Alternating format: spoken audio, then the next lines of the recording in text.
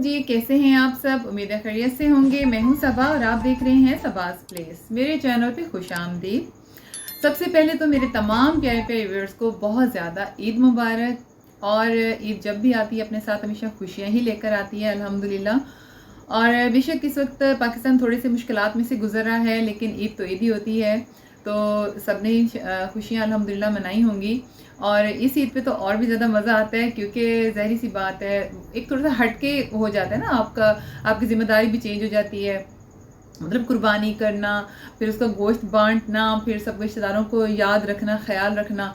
तो ये इस ईद में मुझे इसीलिए ज़्यादा अच्छा लगता है, ज़्यादा मज़ा आता है कि हम कम से कम इस ईद के ऊपर ना तमाम रिश्तेदारों को याद कर लेते हैं। और फिर ज़ाहिर सबके घर जाकर बाज़ खुद भी दे आते हैं गोश्त, या अपने किसी मुलाजिम के हाथ भिजवा देते हैं। तो इस तरह से एक बॉन्डिंग, एक इक्वलिटी का एहसास होता है, और ये एहसास बहुत खूबसूरत होता है। अच्छा, बात यह है कि इस ईद के ऊपर आपने नोट किया होगा कि मैंने ईद वाले दिन कोई वीडियो अपलोड नहीं कर सकी ना। तो उसकी आज मैं वजह आप लोगों से डिस्कस कर रही हूँ। ये ईद का सेकंड डे है आज। तो मेरा दिल किया कि क्यों ना मैं अपने व्यूअर से बात भी करूं। और ये वीडियो बनाना इसलिए भी ज़रूरी था कि इस वीडियो में मैं आपको कुछ बहुत अहम इंफॉर्मेशन देने वाली हूँ। वीडियो एंड तक देखिएगा, और इन बातों को बहुत गौर से और तवज्जो से आपने सुनना है। बात यह है कि असल में हमारे साथ कोई भी प्रॉब्लम होती है, अगर हम यूट्यूबर हैं या हम टिकटॉकर हैं या कोई भी मीडिया से हमारा ताल्लुक है, तो हमारी कोशिश होती है कि जो परेशानी हमने फेस की है वो हमारी यूट्यूब फैमिली फेस ना करे या हमारी टिकटॉक फैमिली फेस ना करे।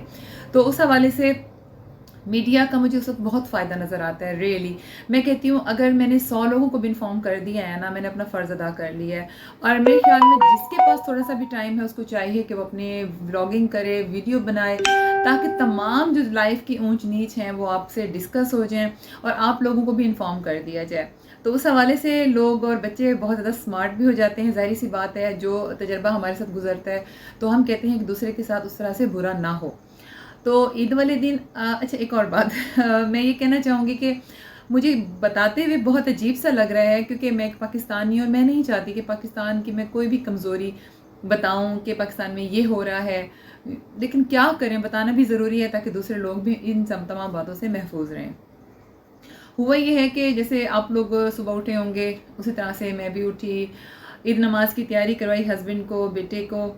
उसके बाद जी बहुत अच्छा सा नाश्ता हुआ और बहुत मैं खुश थी। ज़ाहिर ईद का दिन था, खुशी तो होती है।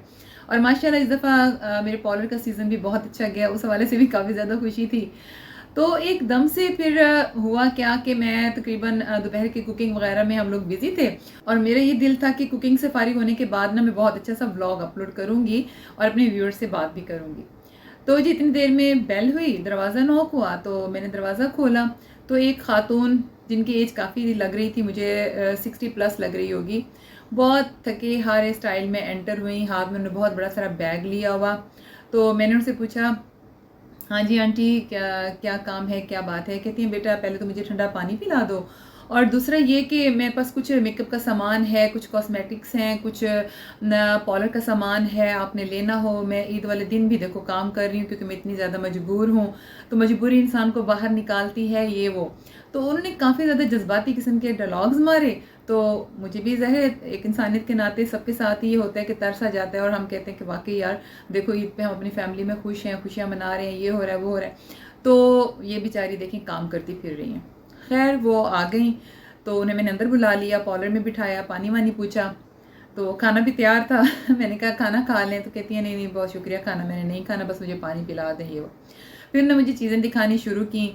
कुछ कॉस्मेटिक्स की चीज़ें थी, तो मैंने कहा नहीं, कॉस्मेटिक्स का सामान तो मैं तकरीबन मेरा बाहर से ही आता है, क्योंकि सिस्टर वगैरह कज़न्स बाहर है, वो मुझे भेज देते हैं मेरे जो भी मैं ब्रांड लेना चाहती हूँ।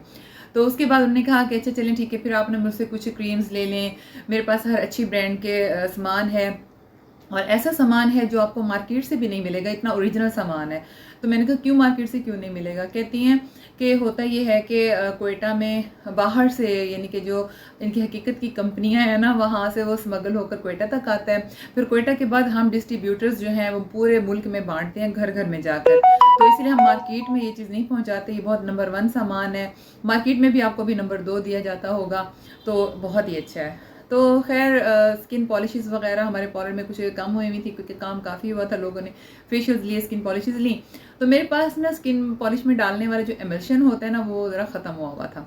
तो मैंने कहा चलो ठीक है, और उन्होंने कहा कि आपको दूंगी भी मैं ना, यानी कि कम कीमत में।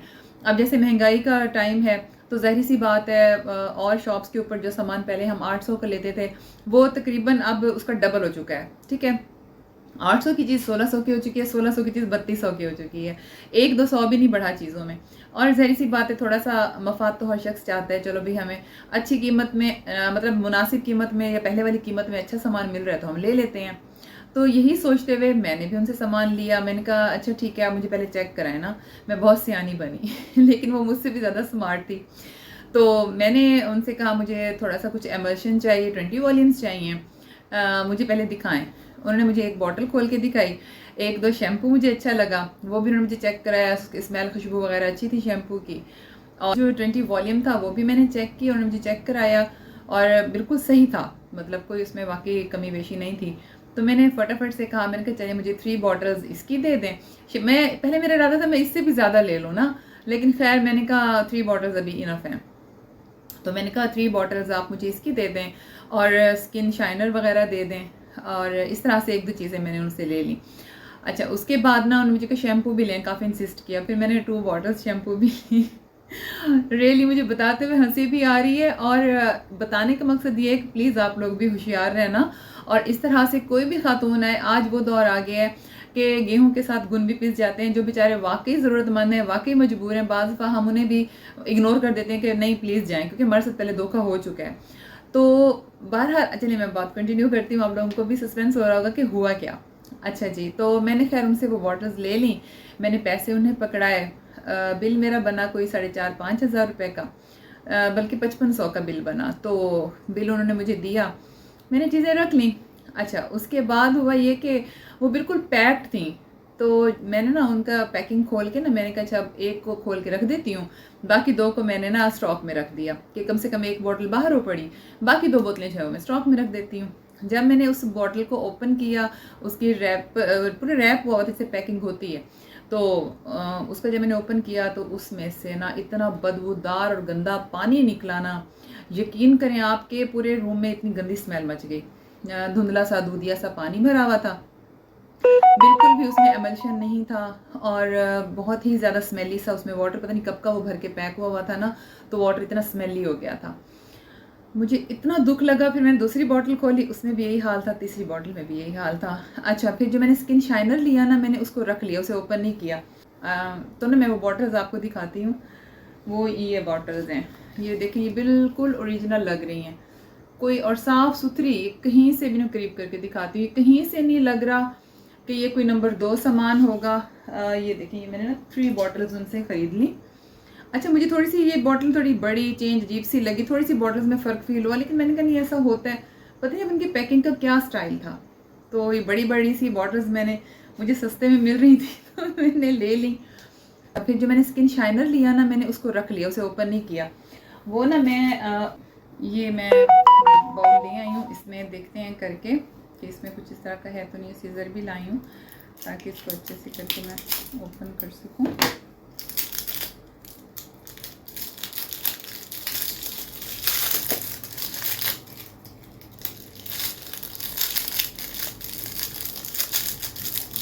लेकिन कुछ सही से ये पैकिंग की हुई है,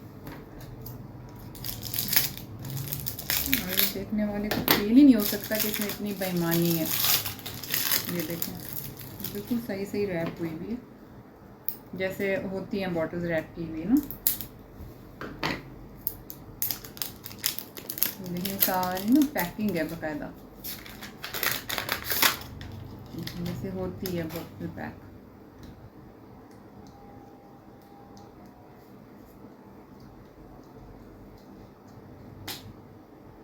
ये ओपन हुई है, ये देखें, ओए होए बहुत स्मेली। ये देखें, इसमें भी वाटर है, बहुत स्मेली सा है।